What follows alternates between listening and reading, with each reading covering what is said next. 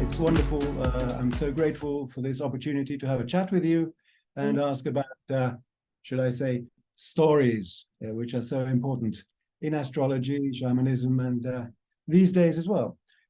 We have met before in the Expo for Spirit and Knowledge, and there's nothing unfortunate about working with you, but we haven't had a chance to chat so much. I've been busy interpreting you.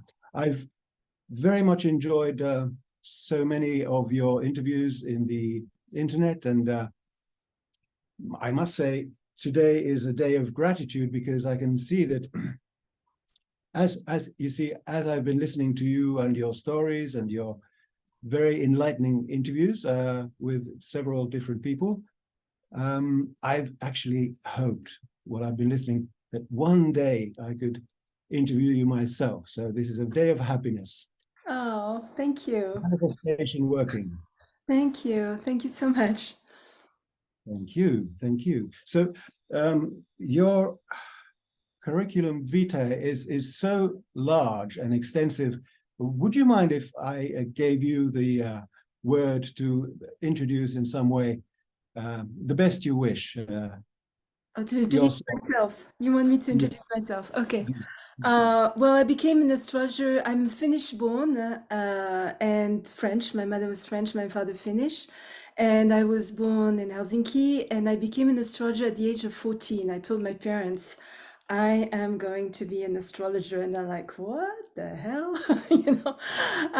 And I did it. And then I wrote many books. I wrote books on living food, nutrition, on astrology, on yoga, because I'm also a yoga teacher.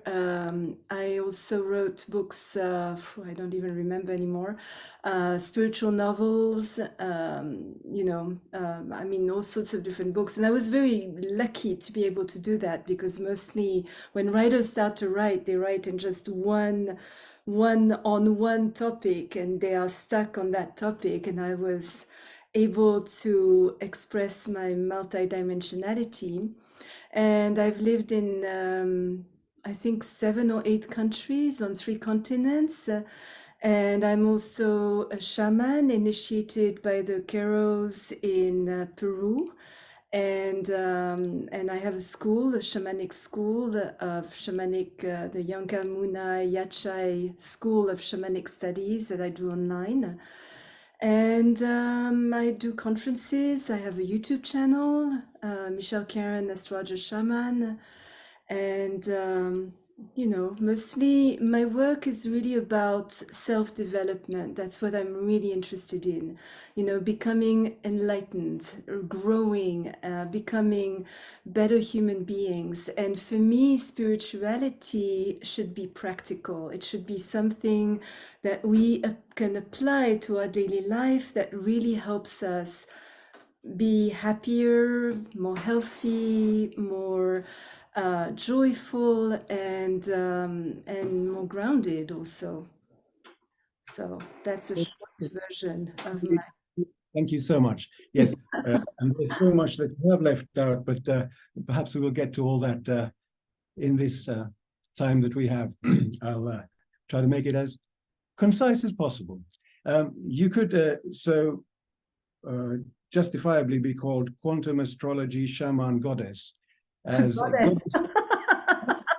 I don't know about that. That's what you say. Well, the way I understand from your work is that you also believe in humanity discovering their own divinity. Absolutely. Well, I believe that the purpose of life is to become enlightened. And when I was very young, I met a sage woman who told me that reincarnation is a failure. And it was such a shocking assertion, but actually she was right, because if we reincarnate and keep reincarnating, it means we haven't learned our lessons. We have still things we need to develop in ourselves that we haven't understood. So in a way, you know, it's like when we have an exam, and I think every lifetime is an exam in our lives, that if we, you know, we can either study for our exam and pass, or we can hang at the beach, you know, go to the movies, be with our friends, party, and get drunk, and you know, life goes by, and we didn't pass, you know, review or work on what we were supposed to work on. So for me, I think it's important that we make the most of each life, because people are so concerned with their past lives, you know, and they were this, they were that, or there was some grandiose, you know, historical figure. Well, first of all, we can't fully verify that, for one, and for two, that's not that interesting. Who are we in this lifetime? What are we doing with our gifts? How are we developing? How are we growing? How are we inspiring other people around us through our example? And I believe that very much, to lead by example, you know, that it's not just what I say, but it's who I am, how I conduct myself, the courage I have, the integrity I have, the clarity I have, the transparency I have. Yes, well, you certainly act as an example in so many spheres of life. Thank you for that. But interesting that you should mention reincarnation being a mistake, or in fact, the word mistake at all. The way I've also heard you talk is I've understood that one could look at drastic things in life in a positive way as well. Do you believe that absolutely everything can be a blessing in disguise? Absolutely. And I didn't use, I don't think at least, that I used the word mistake. I said a failure, Oh, sorry. which is a Yes. little different, maybe. But it will, you know, the thing is that there is so much to experience in life that it's not completely a failure, in the sense that we can't experience everything in one lifetime. And, you know, we can't be, you know, I mean, we could experience a lot in one lifetime, and some lifetimes are lifetimes of accelerated evolution, which is what I believe to be in right now, presently, because there's so much going on in my life at all times, and I'm living in several countries and traveling a lot, and I feel that I am on a path of accelerated evolution. And I think many people are right now, because these are kind of the end times, and we have to understand as much as we can, as quickly as we can, and we have to be as multidimensional and aware as we can, and as awakened as we can. And unfortunately, there are also a lot of people who are just wasting their time and not really doing anything with the preciousness of their life, because life is extremely precious and extremely wonderful. But of course, you know, we'll have lifetimes where we are very rich, and we will experience what it is to be very rich. Lifetimes where we'll be very poor, what it's like to be very poor. Lifetimes where we will be very powerful, what it's like to have power over people. Lifetimes where we are miserable and totally slaves to others. What does it feel like? And of course, we have our karma, you know, whatever we didn't do right, or how we wronged others, or how we were in disalignment with the laws of the universe. We have to go back and take that exam again, and hopefully get it right this time.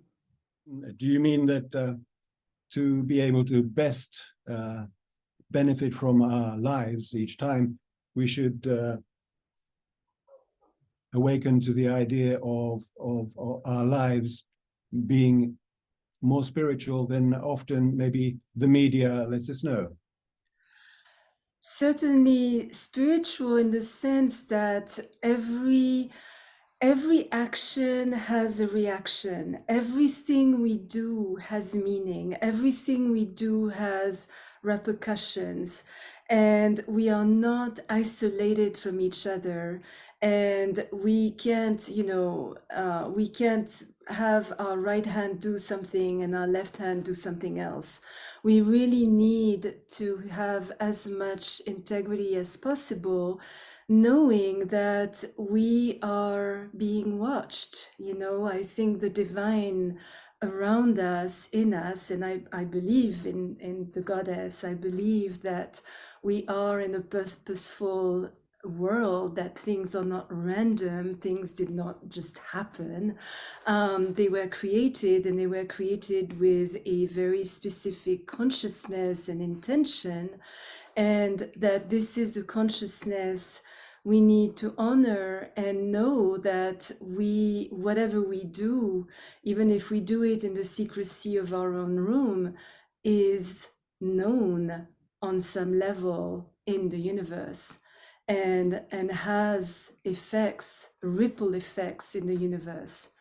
And the more, and especially now that the world is absolutely going to literal insanity, destruction, war, chaos, recession, you name it, everything is collapsing all over the place, that we need to really anchor ourselves in our inner light as much as we can, and stay as grounded in the sense that we have power and we can transform the world by transforming ourselves.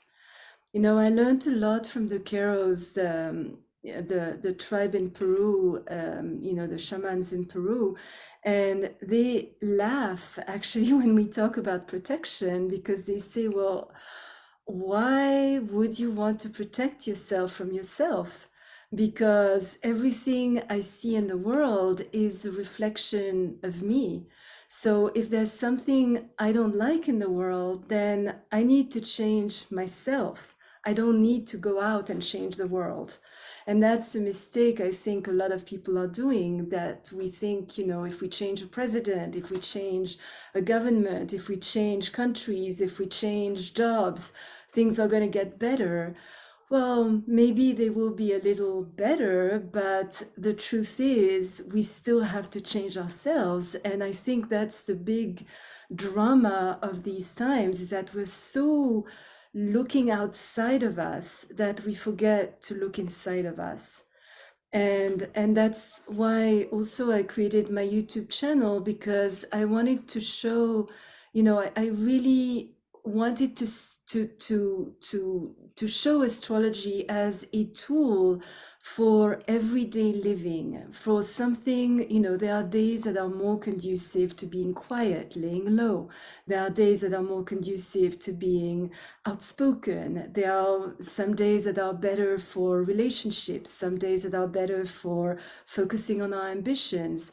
And if we start to be aligned with those subtle cycles that are happening around us all the time, then we are going to be more in tune with the flow of life, and we're going to be more in contact with the global universal energy, and we are going to lead a much easier life that's also going to be more meaningful. You mentioned your YouTube channel. Well, now I understand that you've said that the change does come from inside, but from your YouTube channel, I noticed you spoke of Pluto in Aquarius. Is that right? Yes. It's very exciting. Huge. That's a huge change, because Courage. well, Pluto is the slowest moving planet in our system, and it stays between 10 and 20 years in one sign. So when there is a change of sign, it is on a collective level a huge transformation of consciousness.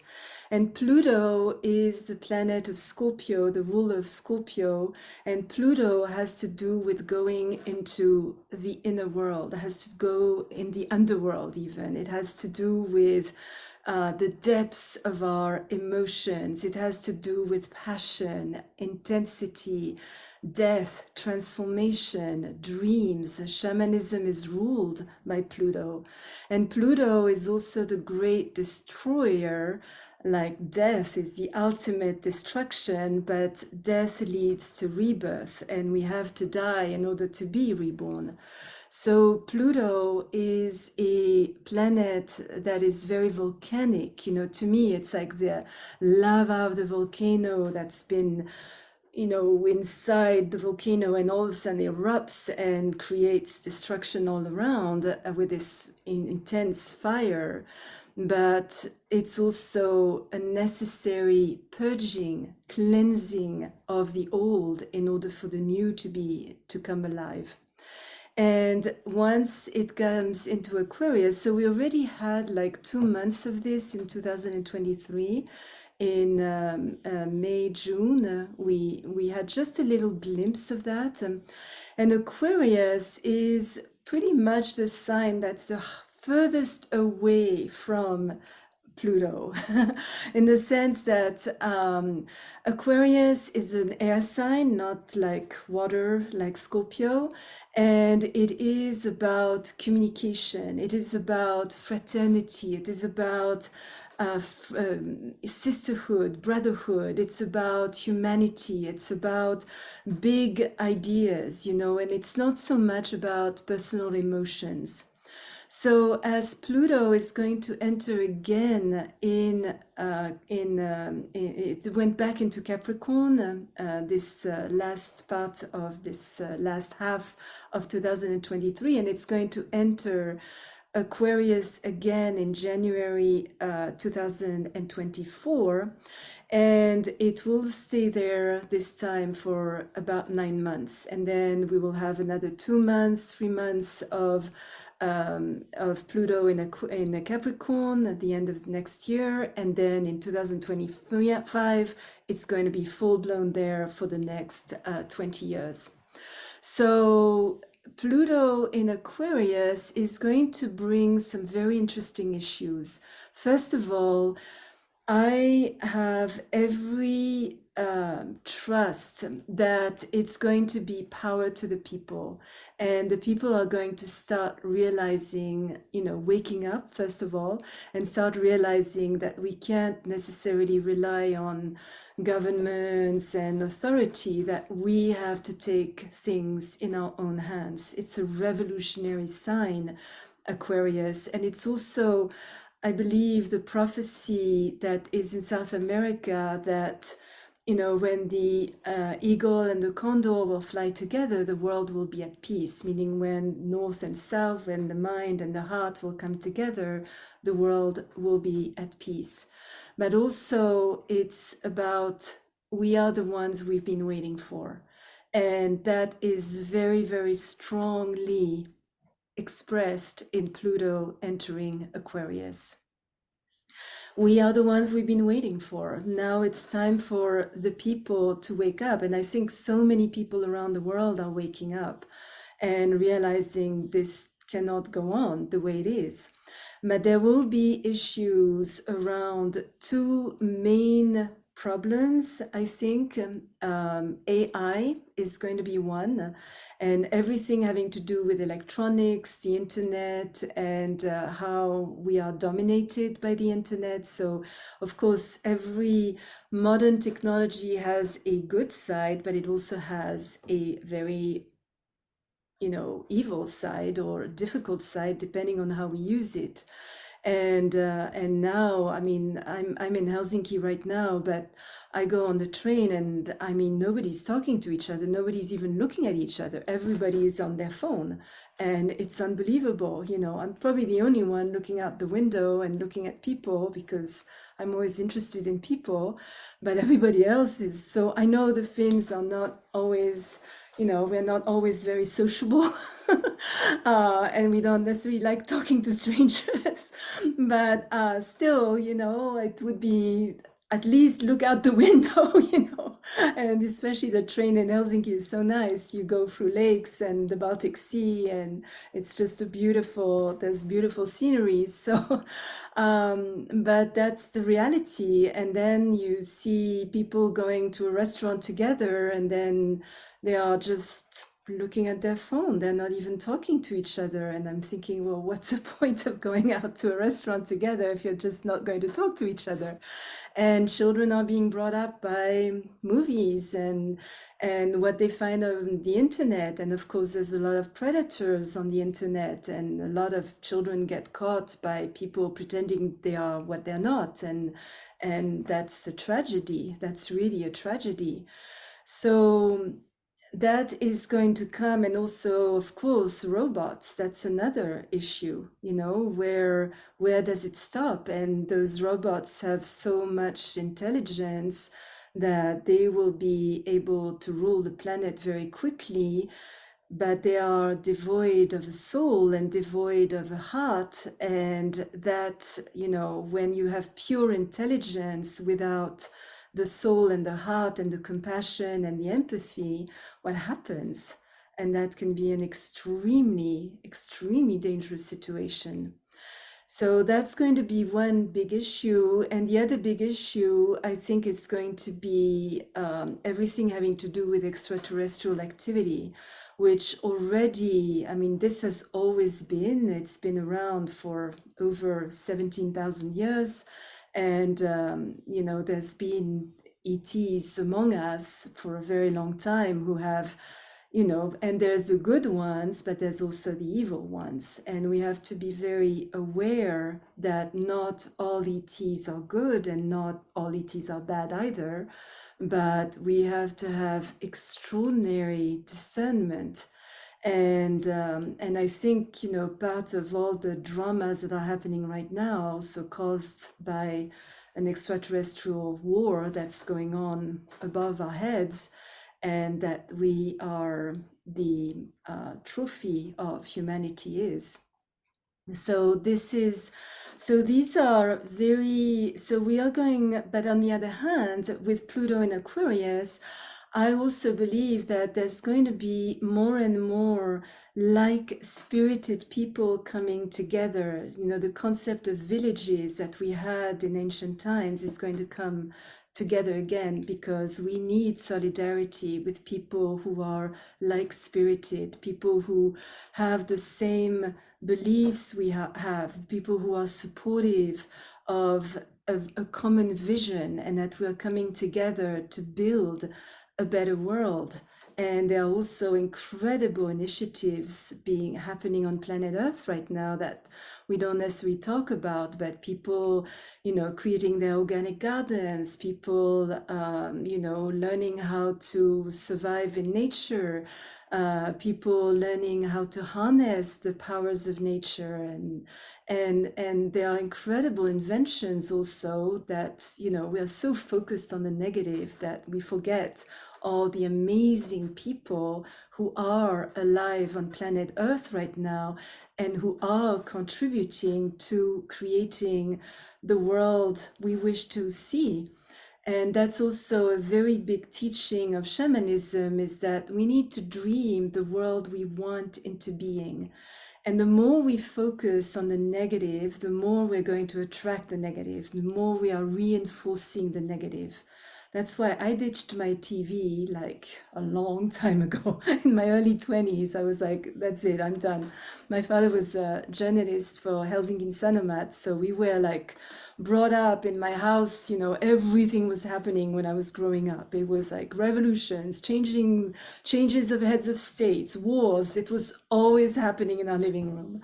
And I vowed that I would never watch the news, when I became an adult, and I haven't. So I know, the important things you hear of course, and I'm not completely, hopefully, clueless on what's going on, but I'm not giving it as much attention, because if we do, then we go in a very black hole. And I think it's important to live our lives as positively as possible and to be first of all, the example we want to leave in the world, but also to dream the world we want into being. And we can't dream the world we want into being if we focus on all the horrors that are happening on a daily basis. Due to your childhood, you obviously, as you mentioned, have a very strong experience or large, wide experience with media. So in a way, the media Born in a press room. yeah. And when my father died, I had to evacuate like 2 tons, literally tons of newspapers. So yeah, it's a bit traumatic for me. Sure, sure. But the media offers us a certain story, isn't it so? And I've heard you mention that in one of your interviews that it's important for us to question the stories that we've learned and that yes, have become part of ourselves. And what you say about dreaming a new future is in fact manifesting through imagining a new story, isn't it so? Absolutely. You know, our life is made of stories. We are constantly creating stories. I think that's the unique feature of humanity is that we are storytellers. And it's about choosing what story we are going to tell, choosing also the script of our own life. And we can always change that script. You know, maybe not entirely. You know, if we were born short, we can't all of a sudden grow, 10 inches. Or if we, have certain conditions at birth that are, of course, impossible to change. But what we can change is our attitude towards certain events in our lives, certain things, and it's our perception that makes a difference. And that's how we can change things and how we need to change things. And I think it's important now, more and more, do we focus on the glass half full or do we focus on the glass half empty? It's still the same glass, but our perception of it is going to be different. And we can wake up in the morning, deciding that we're going to make this day a great creation, or we can wake up grumpy and upset and angry at the world. And of course, we're going to have a very different day if we do that. Indeed, indeed. So clearly, gratitude has a great part in what you wish to say. If we see, Absolutely. If we measure the frequency of feelings, gratitude is actually even a higher frequency than love. And so love and gratitude are way up there, and anger, jealousy are way down there. So the more we focus, and I think it's important to be grateful, even being incarnated, we should be grateful for that. There's so many souls out there who are waiting to incarnate and cannot get a body to incarnate in.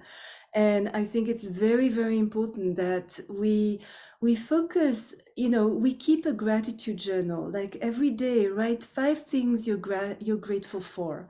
And it could be very simple things. Today I had food to eat. Today I have a nice roof over my head. Today the sun was shining. Today I went for a nice walk in the forest. I mean, simple things. It doesn't need to be anything like dramatic. We always think that if we have more money, we'll be happier. If we have the right relationship, we'll be happier. Well, no, not necessarily. We have to find our happiness in our present circumstances, and then the money will come, and then the relationship will come, and then things will grow from there. But if we haven't found this happiness and we are waiting for it to come from the outside, it's going to be extremely difficult to ever get it because we're coming from a place of void. We're not coming from a place of fullness. What differentiates Christ from the rest of us is that Christ had found this well of wisdom and peace and love. And not only could he feed himself, but he could feed everybody else. And all of us are going around with our little empty cups saying, give me love, feed me, give me, give me. And in the end, we have to give to ourselves. And if we can give to ourselves, then we will have plenty to give to others. And we will just have a happier life, period. It's all a choice. Everything is a choice in life. And you were mentioning discernment with regard to the news and everything we are being fed. I think in many ways, reality is a prison. You know, in many ways, what we think is reality is a dream that has been dreamt for us. And in the end, we have to have extraordinary discernment, because I think everything we've been told is a lie. Everything. Our history is a lie. Our, you know, what's going on in the world right now is a lie. What we are being told in supposedly the news is a lie. And you know, it's a very intense time right now, and a lot of people are believing a lie, and of course running their lives according to the lie, which is what the powers that be want us to do. And it's working. It's really working, unfortunately. A not so pleasant story. Yeah. A not so pleasant story. You've mentioned Kalevala, and you just mentioned Christ, or Jesus. These are both stories, and of course, one could say that the New Testament is a very different kind of story to the Old Testament, which is, should I say, much more violent. Also, Kalevala has a lot of violence in it, and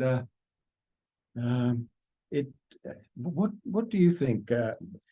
So much bad seems to happen in Kalevala to quite starring figures like Aino, Louhi, and the mother of Lemminkainen. And Could it be a sign? the women who are being mistreated in the Kalevala, they either commit suicide or they are killed or something bad happens to them. So the women are not doing well in the Kalevala. So the Kalevala is the epic story of the Finns, which is actually a very profound story. It was you know, put together by Lönnrot, who was a doctor in the end of the 19th century, and who realized that all those songs that were being sung in the wintertime were going to waste because the older people were dying, and he made it his mission to go around the countryside and get all those songs to those runes together and create what we know today as the Kalevala, which is actually his Kalevala, but it's a sort of mythical story. But I think it has also very deep esoteric meaning. It's not just a story to be taken at a surface level. And it also has a lot of wisdom and a lot of deep knowledge. But of course, there again, you know, how pure is the Kalevala we know today, and how, you know, has there not been some interferences, because there's also very clear interferences of Christianity, which probably wasn't even around when the Kalevala began and the stories started to be sung. So how pure and how accurate even the Kalevala is. And I think in everything, and you mentioned the Old and the New Testament, that again, that was written how many, you know, centuries after the death of Christ, and what, you know, and there were also a lot of manipulations of the Bible. There were also a lot of things that were consciously removed. For example, in the Council of Nicaea, I never remember the date, but it was something like 300 after Christ. They removed all the references to astrology and all the references to reincarnation. So this was in the Bible, that is not anymore. And so again, you know, it's like everything. I think in everything we are dealing with right now, even those ancient sacred texts, we need to take them with a pinch of salt. and we need to take their gems, but of course the gems are hidden in a lot of mud, and we have to take out the mud and take out the gem. And that's a big difficulty, I think, of our times right now, because what is true, what is wrong, and it's so confusing. The difference between the two has become so confused and so foggy and so unclear that we have to follow really our inner sense, our intuition, and that's very important. You studied your MA in studying Jung and Yes. last part of it, the role of archetypes in, what was it? Yeah, The the role role of of archetypes. Well, I did it in French, and in French, it's meaning and the direction are the same word. So in French, it was le rôle des archétypes dans le sens de l'existence humaine in the works of Carl Gustav Jung. So that means the role of archetypes in the meaning or direction, you can take it both ways, of human existence in the works of Carl Gustav Jung. Yes. right. And when we look at stories, were they the Bible or stories from the Keros or the Kalevala, surely they are filled with archetypes, which are perhaps, I don't know, tell me if I understood wrong, that but this is what I've somehow gathered, that they are kind of archetypes for us to show the way of the hero or the heroine, how to find ourselves more. No, you're absolutely right. Absolutely. You know, archetypes are common to every civilization, and that's what I loved in the works of Carl Gustav Jung, is that he really recognized that and he studied that and he made us aware that there are certain symbols that exist in every civilization. There are certain characters, archetypes, you know, the sage, the king, you know, that exist in different forms, a magician, and that represent something in ourselves. And that's where we go when we dream at night, when we are connecting to the collective subconscious. We are getting images, and the subconscious works with images.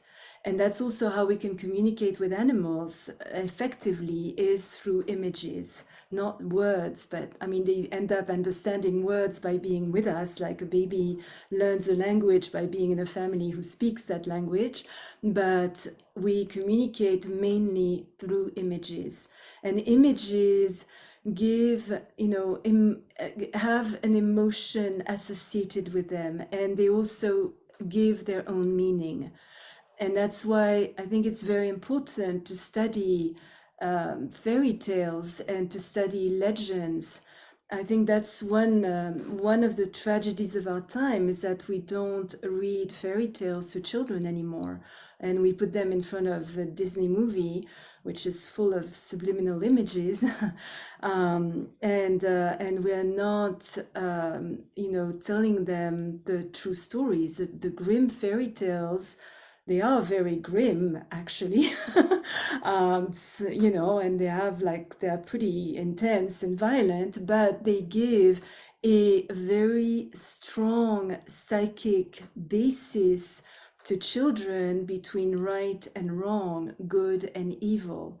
And it's very important, if you have children, to read them grim fairy tales and to read them to them, not put them into, you know, the Disney version of those. Because, and also that's another thing, we need to read more, you know. That's what, I live in the US, you know, most of the year, and I'm amazed that people don't have books anymore. You know, they have a computer, they have a huge TV screen that takes like half a wall, but they don't have books anymore. And I think in Europe, we still read a lot, and that's beautiful. We need to read, because if we read, when we read, we have to create our own images. So that develops our intelligence, that keeps our intelligence open. Whereas when we are in front of a TV or in front of a screen, we are getting the images for us. So we become lazier and lazier and lazier. And that's how people become zombies in front of their screens. And if you Yes, it looks. start at a very early age, that's even worse, you know. It does look like the digital or electronic age, by making things so easy for us and offering so much entertainment. It does as if aim to make us simpletons. True. And then we have the blue ray, the blue light. We were never designed to see blue. And that's why people have so many eye issues and so much brain damage, cannot sleep anymore, cannot regenerate at night because of that blue light. So it's not, you know, we should be, I mean, and I'm not saying we can live without computers and I mean, I've lived without a TV for decades, so that you can live without. But probably computers, it's more difficult nowadays with if we work, if we are active in the work field, it's probably impossible to live without a computer or even a cell phone. But let's at least keep it under control as much as we can and not be controlled by it, but listen to it. You know, listen to ourselves, listen to our intuition. And I think you had a question about intuition, you know, how do we listen to our intuition? And I think that's a big thing, is that people don't think they know, but we know. We know. You know, if something doesn't feel good, it's not good. Even if it looks good, even, you know, remember the apple that was given to Snow White. It was all juicy and red and plump and beautiful and shiny, but it was poison. And it's about really listening to our inner sense, because on some level we know this is right, this is wrong, this person is toxic, this person is telling the truth, this person is lying to me, this person is honest. And we need to pay more attention to that. But I think we've been so conditioned to always rely on the outside that we don't trust ourselves anymore. And we need to trust ourselves. We need to listen to that inner voice. We need to know what we know. And even if it goes against the grain, it goes against everybody else around us believes in, doesn't mean we're wrong. It doesn't. And actually, I think the more we are going against the grain, the more right we are. Because I think that, you know, a lot of humanity right now is like following like sheep the false prophets, and it's not a good situation. The value of taking the more difficult path, eh? Absolutely. You know, the prophecy rock in Arizona, which nobody knows how long it's been there, but it's it's a huge boulder that's in a reservation, an Indian reservation in Arizona. And it has like two paths. And there is the lower path and there is the upper path. And on the upper path, there is like many figures. So it's been carved in the rock, and it's probably a few 100,000 years old, who knows. And the upper path has many people there, at least three, you know, representing three characters, but representing many people. And their feet are just above the line, not grounded. They're holding hands, and their heads are disconnected from their bodies. And that path becomes rockier and rockier and rockier until it goes into oblivion. It falls into the abyss. And then there's the lower path that has only one character there, but he's grounded, has his feet well in the ground, and he is growing corn. And that path goes on forever. And I think this is incredibly symbolic of what is happening right now, is that there are those who are just want to have fun, want to an easy life, want to go, with pleasures and enjoy their time without thinking too deeply about anything. And that's a path that's going to become more and more difficult until there will be nothing. And there are those who are choosing the more difficult path of working on themselves, on, becoming more conscious, paying more attention, developing their empathy, their compassion, being more focused on what is real, maybe even isolating themselves, maybe not being part of the crowd anymore, maybe being more hermits. And those are going to eternal life. And this is a choice we are given right now. And I think, thankfully, a lot of people have awakened. Thankfully, beautiful children are also being born right now who are incredible and who are very, very aware and very conscious and very clear and very strong morally. And that's the hope for humanity, for all of us. Do you believe, Michelle, that if enough of us have in mind a shared dream or vision of peace on earth, it will come about? Absolutely. And we don't even need to be that many to have that dream, because it takes the light of one small candle to light miles of darkness. So we don't need to have millions following this. A few hundred, a few thousand even are enough across the planet to create a different world. And that's our job, that's our mission, that's our work. That's why we chose to be here.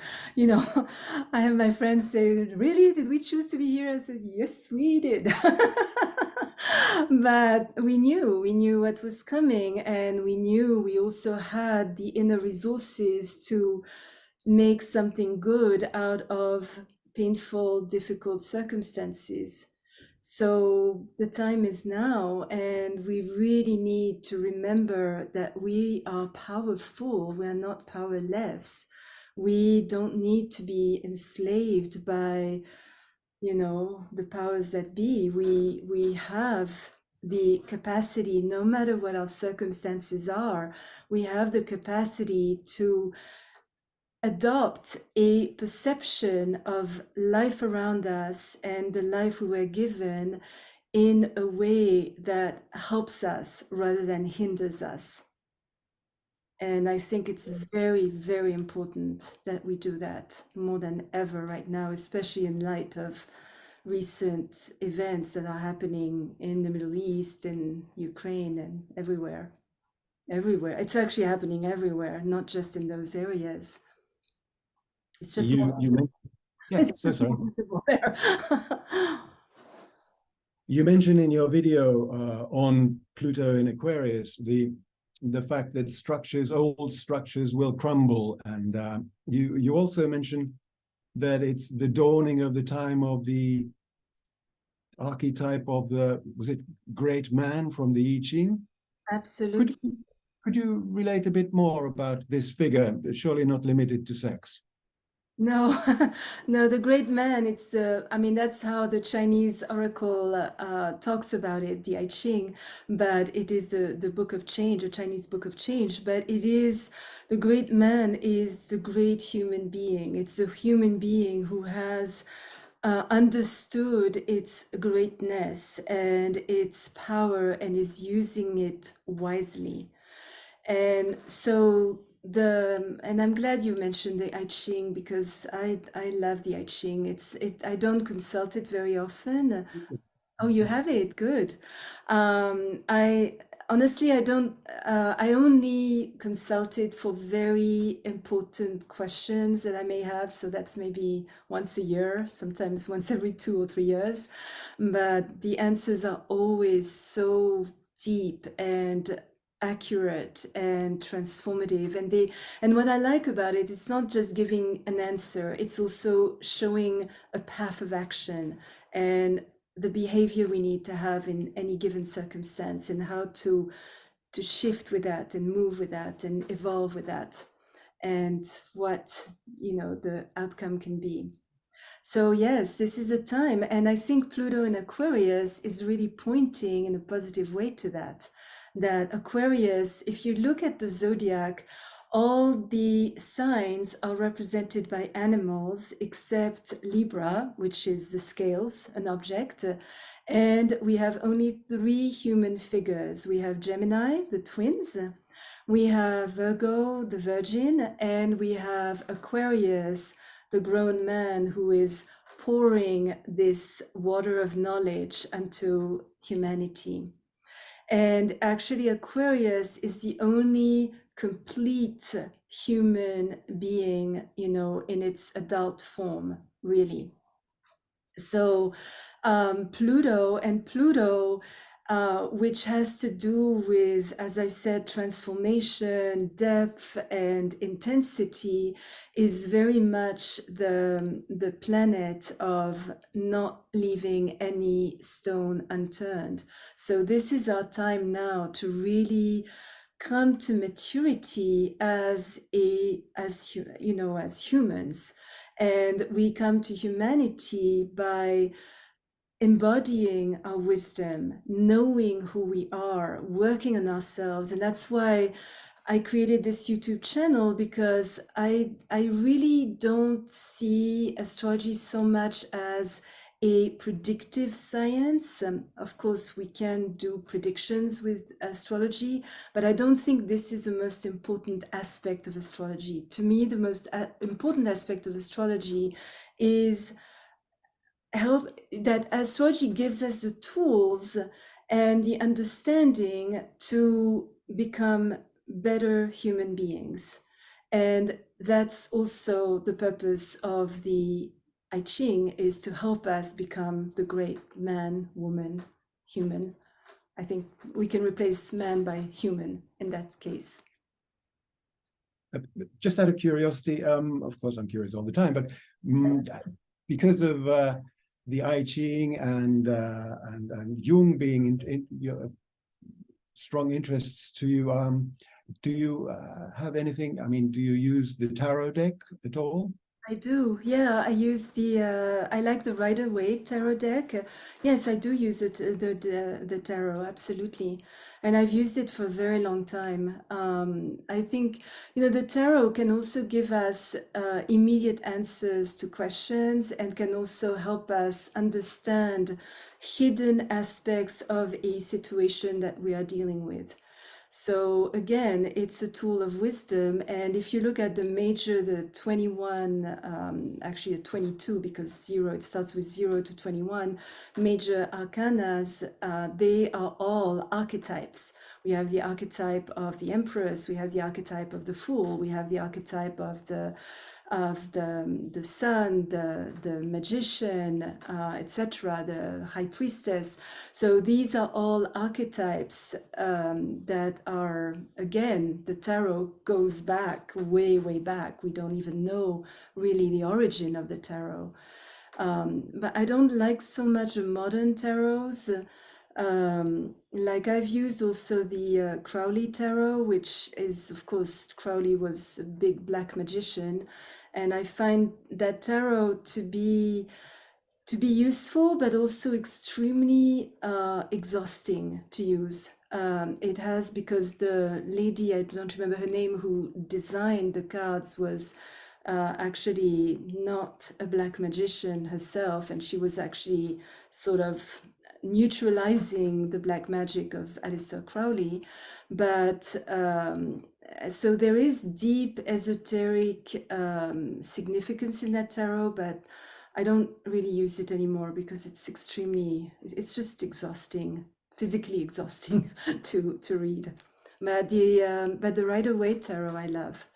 I've never been able to read the Tarot of Marseille, but that's me. You're going to be working this following weekend in Helsinki at the Spirit and Knowledge Expo, and I understand you'll be talking about spiritual protection. Was it Psychic protection? Do you wish to say, yeah, psychic protection? Do you wish to say a few words for people who may want to hear about it beforehand?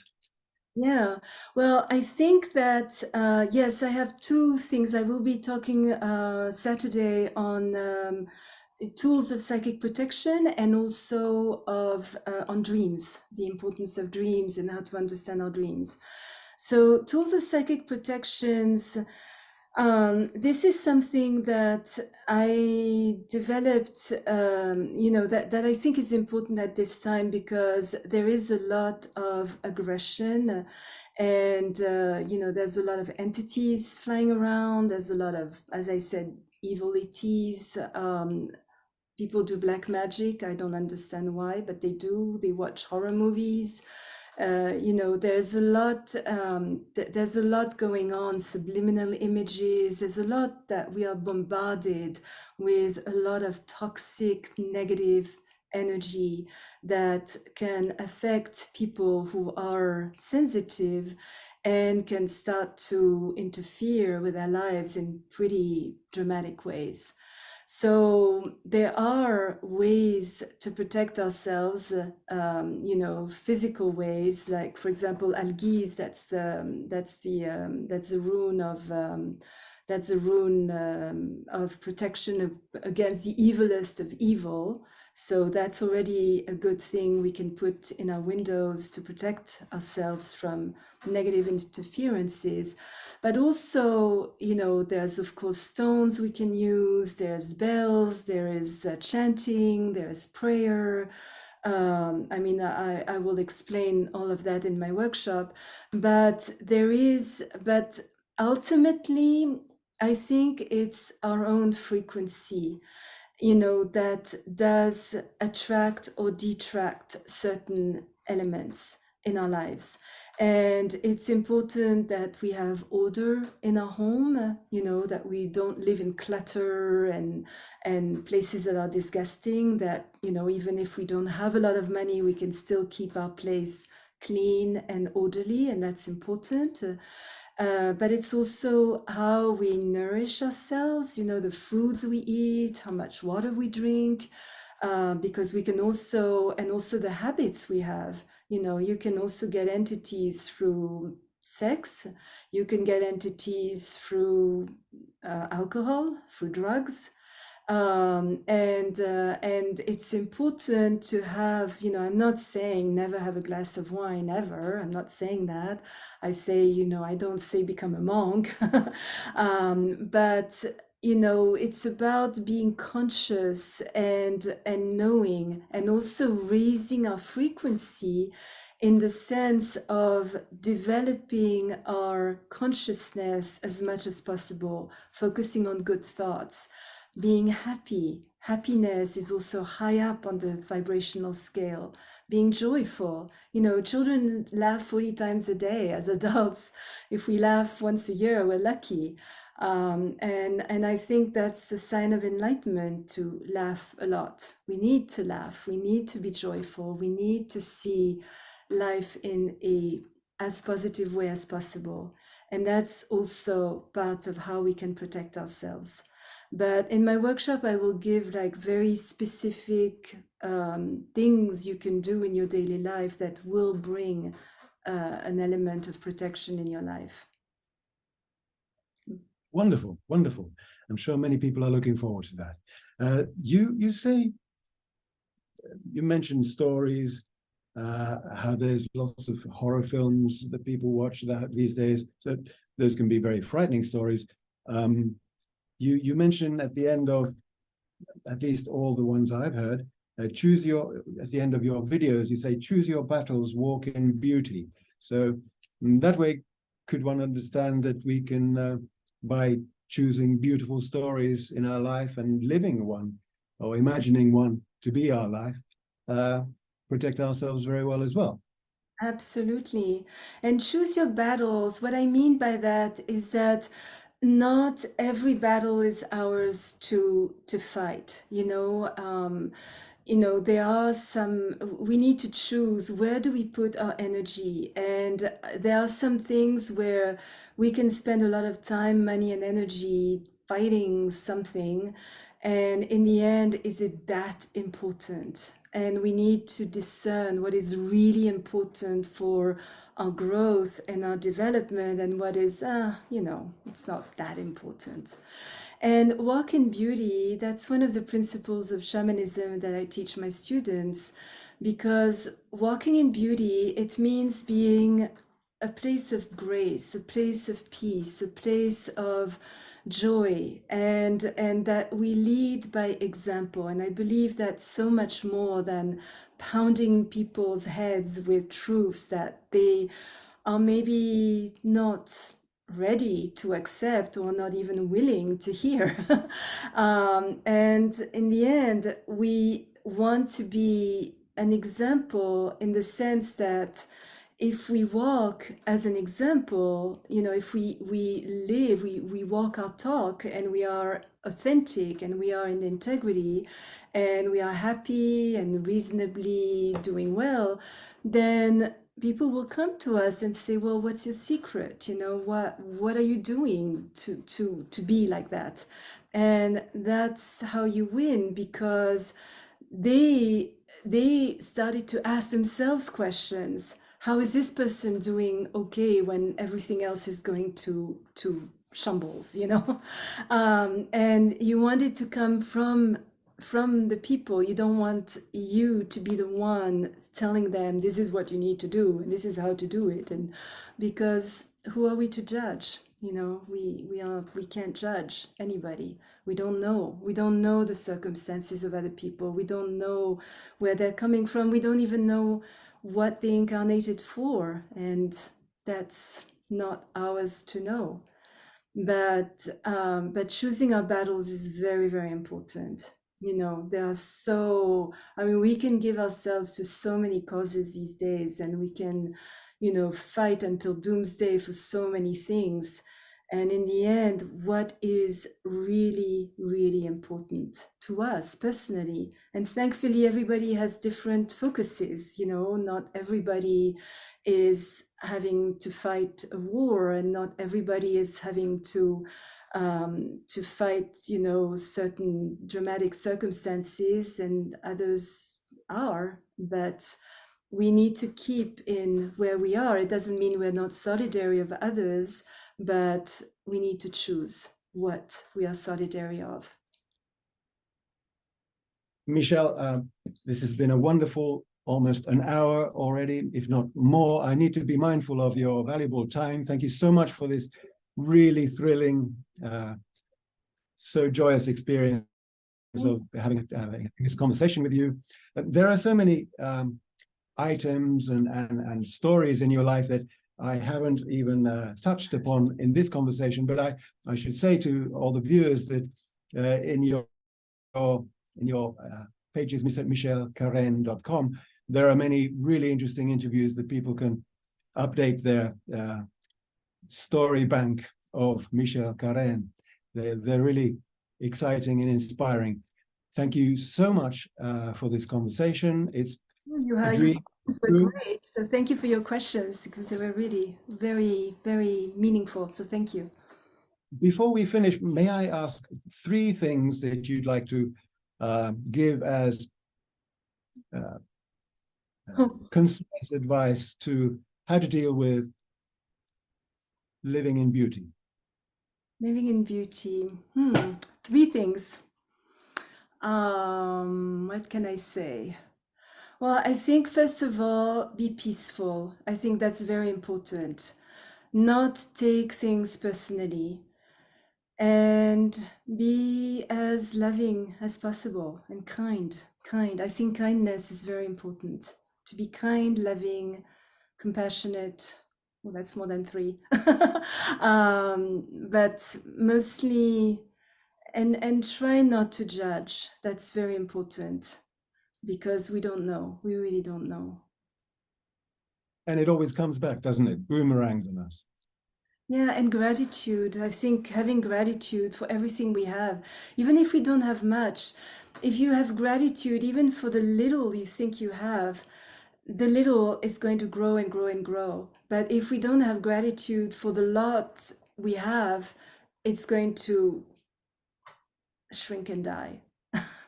So yeah, gratitude, love, kindness, and try to be as awake as possible. That's our part, and being peaceful. I think that's the most important thing. You know, do peaceful things, be in peaceful relationships. That's very important to have peace, and that's how we are in beauty. It's inner beauty. Wonderful, wonderful. Thank you so much, Michelle.